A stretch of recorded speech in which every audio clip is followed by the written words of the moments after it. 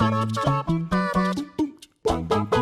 all of you shambling ghouls, it's I, Jules, for WhatCulture.com. I hope you're well and that horrible cold that's afflicting half of my colleagues isn't actually the G virus taking hold, and I just wanted to talk to you today about Resident Evil, or more specifically about ranking every main entry of the franchise from worst to best. With the newest remake for Resident Evil 2 having just dropped, as well as a board game for Resident Evil 2 which we played and you can watch here, link in the description, it is a good time to be a Resident Evil fan. But what makes a game a main entry? Well, you'd assume that it's just being the numbered games, right? Well, according to Capcom and the fans themselves, there's actually 13 titles that fall under this category, so don't expect to see the likes of Dead Aim or Umbrella Corps here, but do expect to see the likes of Revelations and the aforementioned remakes. I'm Jules, this is WhatCulture.com, and this is our ranking of every main Resident Evil from worst to best.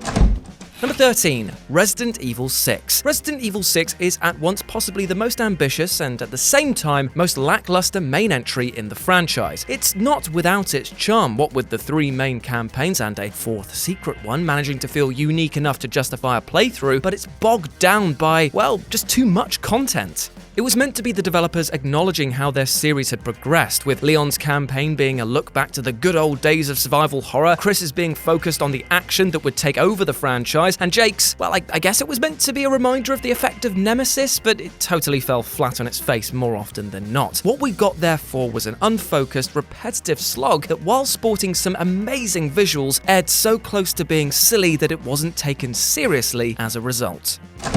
Number 12, Resident Evil Revelations 2. So weirdly enough, while the events of Revelations spin-offs are mostly self-contained, they do actually count as being part of the main Resi canon, and Capcom themselves advocate these as being part of the full experience. While that's all well and good, it doesn't excuse how messy Revelations 2 was, and how great a departure it was from the DS original Revelations 1. That game was played in small bursts to fit with the handheld's portability. Revelations 2 was basically as if Capcom had just watched Saw for the first time and was like, yeah, just do that, but as a video game. Spoilers, lads, they already tried that, and it sucked. Gameplay-wise, this is actually pretty unique, giving players a partner who actually feels more than just a carbon copy of either Barry or Claire, but when it came to the story, well, this game just disappeared up its own arse entirely.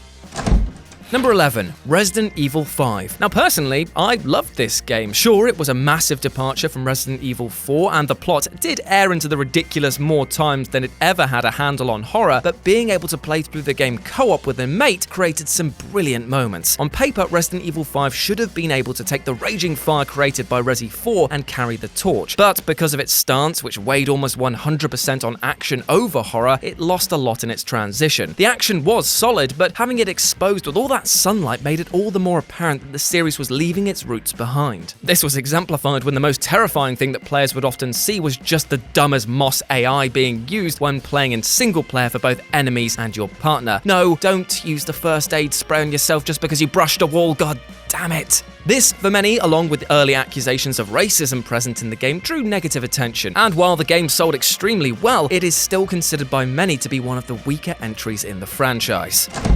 Number 10, Resident Evil 0. Ever wonder what happened to Bravo Team and why Alpha Team was called in to save them? Well, Resident Evil 0 answers that and more with huge lore dumps for players willing to find them. This is arguably one of the tougher traditional RE experiences out there. Gone are save room boxes, which mean items will have to be left on the floor for later, but as time passes, backtracking in this game can be more trouble than it was worth. It's a very unusual game, with the fodder enemies, such as leech zombies and plague crawlers, being more memorable than the bosses themselves. In fact, the giant scorpion is up there with one of the most laughable Resident Evil bosses ever made.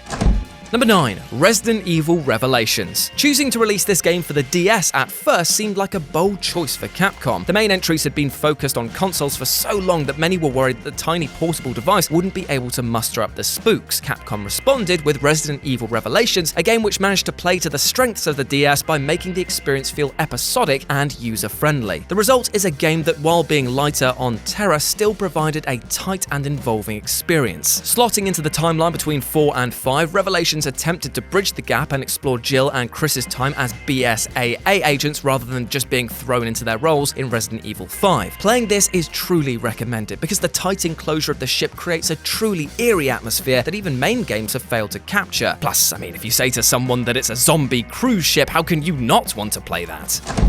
Number 8. Resident Evil. Well, here we are, the game which started it all. Nostalgia will tell us that this game is at the peak of survival horror, and we all remember where we were when that dog broke through that window for the first time. It's true that Resident Evil 1 is a fantastic game, introducing many to the concepts of survival horror, mansions, and more puzzles than you could shake a rotting stick at. Couple it with laughable, so bad it's good voice acting, and you've got a game which put a smile on people's faces as much as it did Resident Evil on the map. The only thing that keeps this game low on this list is that while it is the originator, that doesn't mean that it's not been bettered. In fact, we need to look at this as a good thing, that the series went on from strength to strength. No one wants to unleash their best work first time and not be able to better it, right? That was too close.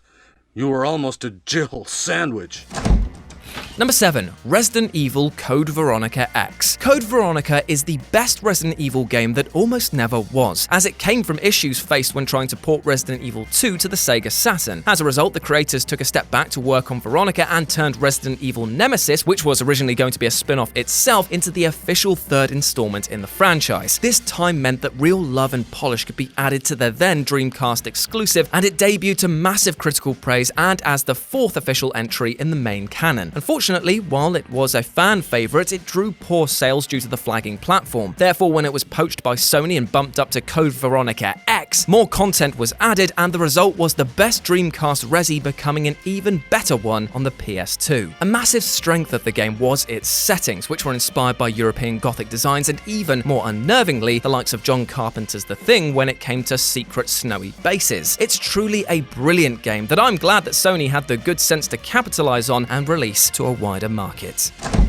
Number 6. Resident Evil 3 Nemesis. What could possibly make the world of Resident Evil even scarier than it already was? Well, how about taking the traumatizing Mr. X sequences from Resident Evil 2 and making an entire game of that? I've not been pursued with this much relentless aggression to squeeze my head since your mum kept hounding for that second date, and much like Jill, I ran hard from that beast whenever I could. And that, my friends, is my one per list. Now, some games, much like my one per list jokes, actually grow stale if they're focusing on one aspect above others. Yes, I am very self-aware, but Nemesis never overstays its welcome. As before mentioned, as it was originally designed as a spin-off, it's a shorter experience which moves the narrative along at a brisk pace. This doesn't mean it's any less scary because while Jill can be armed to the teeth, areas are packed with zombies and, of course, the devastatingly powerful Nemesis. This has become one of the best games to speedrun for the community as a result, and its hybrid of action and spooks laid the groundwork for other entries further down the line. Number 5. Resident Evil 7 Biohazard. With the rather lukewarm reception to Resident Evil 6, Capcom was handed the information it needed to make the next big entry something much closer to what people actually wanted, which made it all the more mental when they said it was going to be a first-person game. However, when the kitchen demo landed, it was clear that this was a sequel with the tone in the right place, and the delivery, well, right up in your face. In VR, this can be one of the most terrifying experiences you can try outside of Ash trying to tell us what games she likes. Seriously, mate, why are they always so bad? The balance of horror and action here is the most balanced that it's been for years, and it's easy to see why this racked up sales and awards in equal measure. Time will tell if this is the new standard going forward, but as it stands, Resident Evil 7 is utterly fantastic. Number 4. Resident Evil Remake. To clarify, this counts both the fairly recent current-gen remake and the GameCube 2002 reimagining of the original Resident Evil game as being the same entry, even though, if you want to be picky about it, the updated controls and widescreen ratio bump of the 2015 one do make it the better version. When this remake dropped on the GameCube, it set the tiny console alight and became one of the main reasons outside of first-party Nintendo games to own the console. Everything had been reworked from the ground up. The graphics were outstanding, the environment's grim and grimy. But the best part wasn't just that the encounters had been mixed up to fool fans of the original, but with the inclusion of the Crimson Heads, which might well make it one of the most scary games on this list. We even got a new boss-like character in the form of Lisa Trevor for good measure, and all of this added up to a game which managed to feel fresh while paying massive respect to the original. Plus, it showed the love that devs had for this game and the fans, something which definitely sowed the seeds for another entry in this list.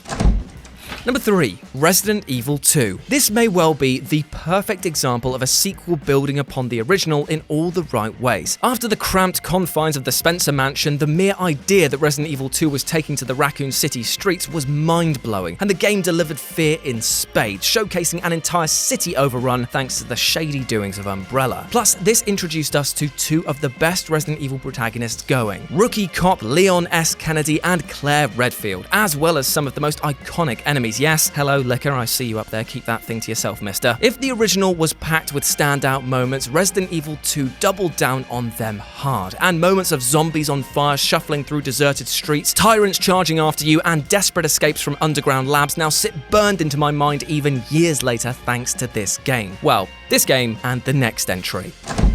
Number 2, Resident Evil 2 Remake. It simply cannot be understated how polished and accomplished this remake is. So much so that it rightly deserves to not only be near the top of this list, but also that it should be counted as its own game entirely. The over-shoulder gameplay and tight as coffin nails gunplay are the backbone of Resident Evil 2's remake, and while the game has more disgusting enemies that you could shake a piece of infected tofu at, this is no slouch. The core experience is fluid, the enemies relentless, and the graphics incredibly polished, and all sit alongside a game that feels familiar to fans and yet excitingly fresh for everyone. Whether you're wading through sewers, through secret fauna-filled labs, or simply running away from the ever-terrifying tyrant, this game never lets up. And as we stated in our review of the game, this isn't just the benchmark for the franchise, but what other remakes should be holding themselves accountable to. And number 1, Resident Evil 4. It takes a lot of courage to take something that works, rip out almost everything that was recognizable from before, and basically start from scratch. Well, just like Capcom did many years later with Resident Evil 7, they first took the leap with the 4th game in the numbered canon. Zombies are gone, Raccoon City is nothing more than a hole in the ground, and the Redfields were just off dealing with Wesker and yet another of his private villas. So when the president's daughter is somehow abducted by a cult located in rural Spain, it's up to now international agent Leon S. Kennedy to save her. Capcom didn't just reinvent Resident Evil, but the entire third-person shooter genre with this game. On paper, the idea of not being able to shoot and run seems like a step back, but it's somehow one of the most perfect experiences in the Resident Evil franchise. Maybe it's the way that you can now target limbs, maybe it's the fantastically grim fairy tale setting, maybe it's the fact that you're fighting an evil short stack of a villain for part of it, but somehow Resident Evil 4 just works not only well, but as an essential cog in the franchise. If you've not played this, then do yourself a favor and find out for yourself why it's at the top of this list. And if you already have, then you'll know the sheer pleasure it gives me to say, ha ha ha,